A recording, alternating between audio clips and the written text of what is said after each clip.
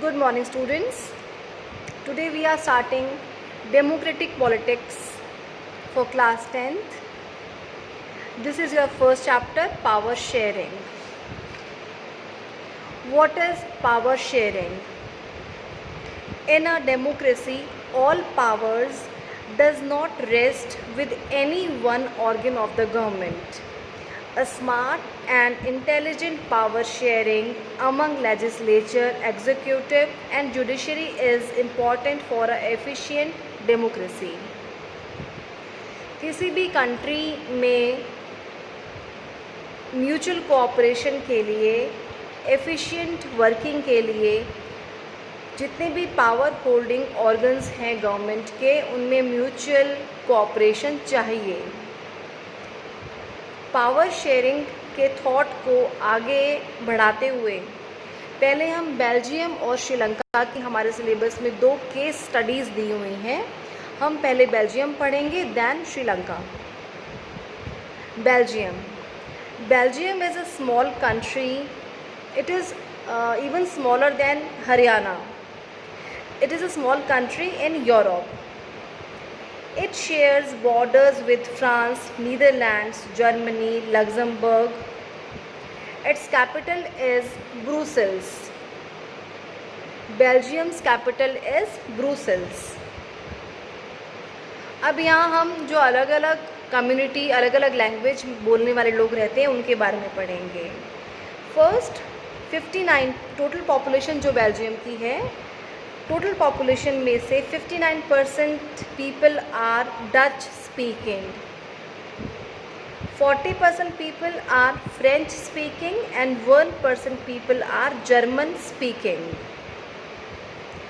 जो 59% Dutch speaking हैं वो फ्लैमिश बोलते हैं. उन्हें क्या बोलते हैं? Flemish. They lives in north Belgium. They lives in the north part of Belgium, and 40% they speak French. They lives in South Belgium. उस एरिया को वेलोनिया बोलते हैं. वेलोनिया रीजन में 40% फ्रेंच स्पीकिंग पीपल रहते हैं, and the rest 1% people are German. They speak German. They live in capital Brussels. Okay, यहाँ से हमें पता लगता है कि ब्रुसेल्स में, और जो ब्रुसेल्स है टोटल कंट्री क्या, तो पॉपुलेशन ऐसे डिवाइड कर दिया कि 59 डच स्पीकिंग है, 40% फ्रेंच स्पीकिंग है, 1% is German speaking people are there. लेकिन जब हम कैपिटल की बात करते हैं तो कैपिटल के अंदर 80% फ्रेंच पीपल हैं, फ्रेंच बोलने वाले लोग रहते हैं, और 20% लोग जो हैं वो डच स्पीकिंग पीपल हैं. तो यहाँ प्रॉब्लम क्या थी? अब आपको ये समझ में आ रहा है कि हम जो बात कर रहे हैं वो बात इस कॉन्टेक्स्ट में है कि कैपिटल जो ब्रुसेल्स है उसमें 80% फ्रेंच है, 20% डच हैं, लेकिन पूरे कंट्री के अंदर 59% डच हैं और 40% French speaking people are living. तो यहाँ बेल्जियम में टेंशन किस चीज़ की थी? Reason of tensions were, first French people were rich and powerful than Dutch. जो फ्रेंच पीपल थे वो डच पीपल से रिच भी थे और पावरफुल भी थे. Dutches were major in whole country. पूरी कंट्री में जो डचेस थे वो, यहाँ आप देख सकते हैं कि पूरी कंट्री में डच स्पीकिंग पीपल जो हैं वो 59% दे वर इन मेजॉरिटी. लेकिन जब कैपिटल की बात करेंगे, जब हम ब्रुसेल्स की बात करेंगे तो दे आर ओनली 20%. ओके, तो constitution amended that 50 to 55% French and Dutch speaking minister will be there in central government. ये जो 2 पॉइंट्स थे, इसकी वजह से बेल्जियम में टेंशन थी. लेकिन वहाँ की गवर्नमेंट ने क्या अरेंजमेंट किया?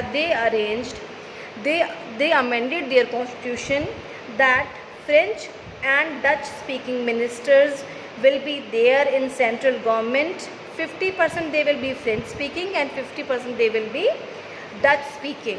Means सेंट्रल गवर्नमेंट में दोनों ग्रुप में से 50% डच स्पीकिंग होंगे, 50% फ्रेंच स्पीकिंग होंगे. And secondly, special laws will be passed by both the groups. One can not take decision. जो फ्रेंच पीपल हैं और डच पीपल हैं, उन दोनों, अगर कोई भी अमेंडमेंट है, कोई भी स्पेशल लॉ पास करना है, तो उन दोनों की आपसी म्यूचुअल अंडरस्टैंडिंग से होगा। एक ग्रुप अपने आप को डिसीज़न नहीं ले सकता। State government will work independently. Brussels will have 50-50 representatives of both the people. एक तो सेंट्रल गवर्नमेंट होगी, एक स्टेट गवर्नमेंट होगी। सेंट्रल गवर्नमेंट में भी 50-50% दोनों का रिप्रेजेंटेशन होगा। देन ब्रुसेल्स जो स्टेट गवर्नमेंट है उसके अंदर भी 50-50% दोनों का रिप्रेजेंटेशन रहेगा। And third type of government will be there, named community government. Each community have their own government. हर कम्युनिटी, जैसे डच या फ्रेंच, दोनों की अपनी अपनी गवर्नमेंट होगी। And this government will work for their cultural, language and education. हर जो गवर्नमेंट है, हर कम्युनिटी गवर्नमेंट है, वो वहाँ के लोगों के लिए, अपने ग्रुप के लोगों के लिए कल्चरल और लैंग्वेज प्लस एजुकेशन इनके लिए वर्क करेगी। यहाँ पे आपने अभी तक ये पढ़ा है कि ब्रुसेल्स में 2 टाइप के लोग थे। In Brussels there were 2 type of people in whole country.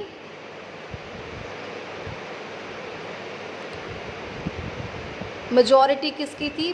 पूरे कंट्री में जो मेजॉरिटी थी वो थी डच स्पीकिंग पीपल की।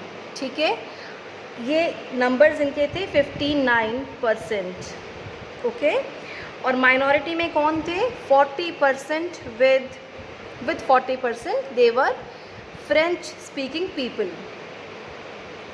एंड इन ब्रुसेल्स, जो कि वहाँ का कैपिटल था, ब्रुसेल्स में क्या था कि 80% जो हैं, जो कि पूरे कंट्री में माइनॉरिटी में थे, दे वर इन majority with 80%, and Dutches were only 20% in Brussels। दोनों के बीच में टेंशन होना नेचुरल था, लेकिन वहाँ की गवर्नमेंट ने पावर शेयरिंग की हेल्प ली। गवर्नमेंट 3 टाइप की बनाई, central, state plus community government. Central के अंदर भी फ्रेंच और डच पीपल का 50-50% रिप्रेजेंटेशन रखा। स्टेट गवर्नमेंट में भी दोनों का 50-50% शेयर रखा। रिज़ल्ट क्या निकला कि दोनों डचेस एंड फ्रेंच मिल के किसी चीज़ में, किसी भी लॉ में अमेंडमेंट कर पाते थे। मिलके they use to make laws. Okay, और थर्ड टाइप की कम्युनिटी गवर्नमेंट जो थी वो अपने अपने ग्रुप के लिए, जैसे कि डच की है कम्युनिटी गवर्नमेंट या फ्रेंच की गवर्नमेंट है, तो they will work for their community only. They will work for the benefit of their group, either it be cultural or it be language or education। Okay, इससे क्या फ़ायदा हुआ country को, Belgium क्या फ़ायदा हुआ कि इससे उनके सिटीजन का बेटरमेंट हुआ, कंट्री का बेटरमेंट हुआ। और यहीं हम अगर बात करें श्रीलंका की, you know Sri Lanka is a country in the south of India.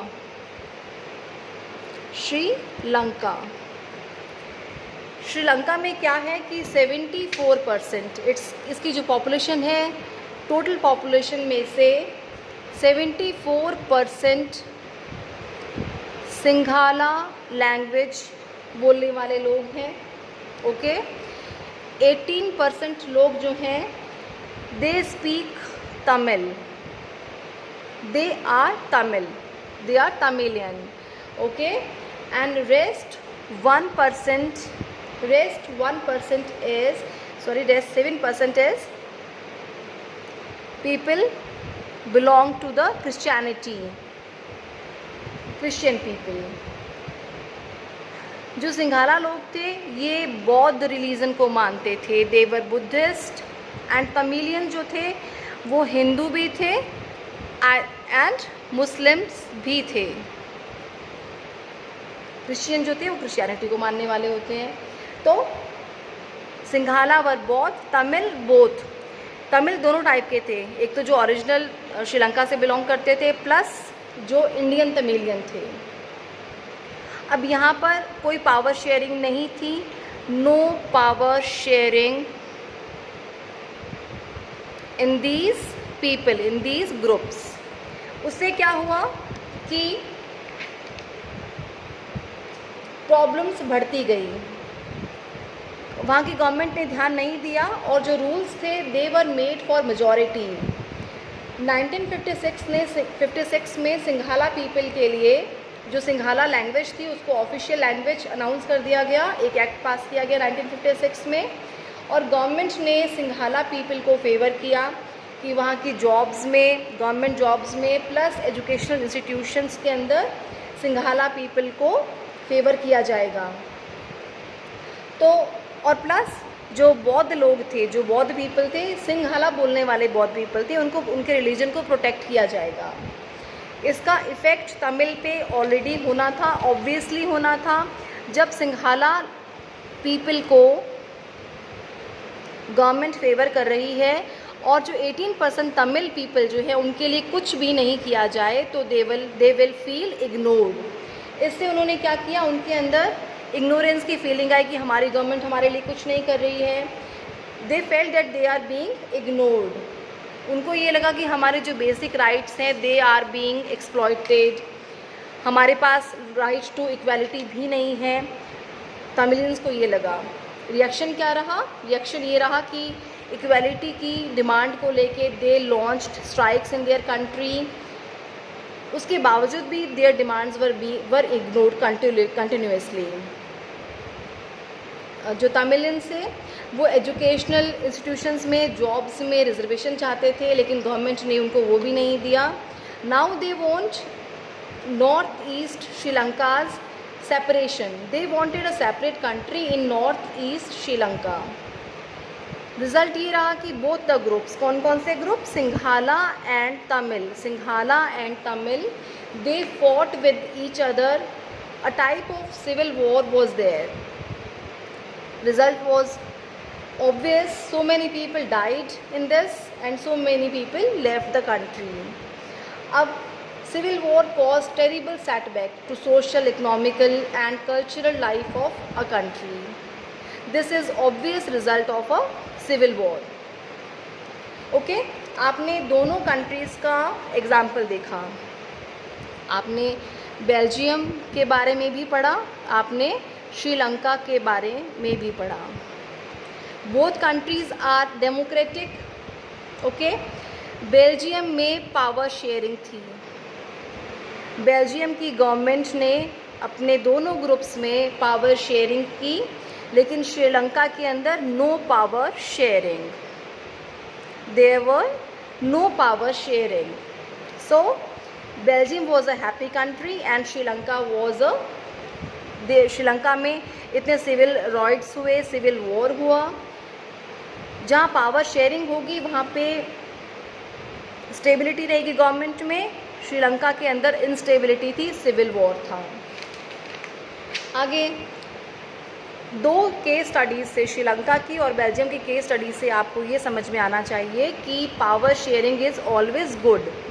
अगर हम किसी भी अपने कंट्री के या किसी भी गवर्नमेंट के एक पार्ट को पावरफुल बना देंगे in comparison of less group और लेस कम्युनिटी, तो वो जो पावरफुल पार्ट है वो दूसरे लेस पावरफुल ग्रुप को या वीकर सेक्शन को दबाने की कोशिश करेगा, जिससे वीकर सेक्शन अपने आप को इग्नोर्ड फील करेगा, कंट्री में अपनी वैल्यू को नहीं समझ पाएगा। इसलिए power sharing is always good. आगे चैप्टर में हम ये पढ़ते हैं कि there are, so power sharing is always good. Now what are different type of power sharing at the page number 8। Power sharing, different types of power sharing. First part is horizontal power sharing. Horizontal power sharing में क्या होता है, government के तीनों parts में, government के तीनों parts कौन कौन से हैं, first is executive, Second is judiciary. Third is legislature. In this type of power sharing, in horizontal type of power sharing, executive, judiciary, legislature work independently, plus they can interfere and they can check one another. Okay. Second is vertical sharing. Vertical sharing, horizontal आप समझ में आता है, सीधी line जाएगी, and vertical is ऊपर से नीचे, means यहाँ पे इम्पॉर्टेंट रहेगा, फर्स्ट नंबर पे रहेगी सेंट्रल गवर्नमेंट, सेकेंड नंबर पे रहेगा स्टेट गवर्नमेंट. इसमें क्या रहेगा कि सेंट्रल हमेशा स्टेट गवर्नमेंट के ऊपर काम करेगी, उसको कंट्रोल करने का काम करेगी. गवर्नमेंट के इस फॉर्म को हम क्या बोलते हैं? Federal system. फेडरल सिस्टम बोलते हैं इसे हम. Third number is social group. Third number is social group. ये किस बेसिस से बनेगा? लैंग्वेज और रिलीजन के बेसिस पे. Language and religion basis. And fourth number and the last number is political parties और अदर ग्रुप्स. जैसे किसी भी स्टेट में अगर किसी एक पार्टी को मेजॉरिटी नहीं मिली है, तो वो अपनी पार्टी प्लस वहाँ की कोई लोकल पार्टी को मिलके गवर्नमेंट बना सकती है. That is called collision of government. Okay,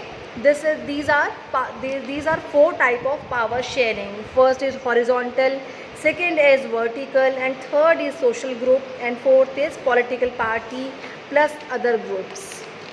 So आज हमने क्या पढ़ा?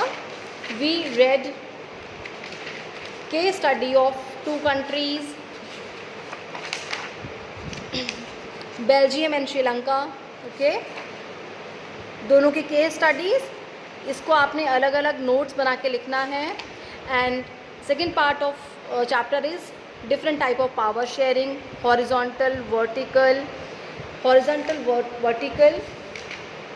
and then social, and then power, and then political party or other groups.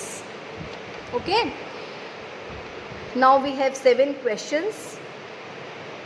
Write down in copies. You can ask if there is any doubt. Read the chapter, see the video carefully. If you have any question, you can ask.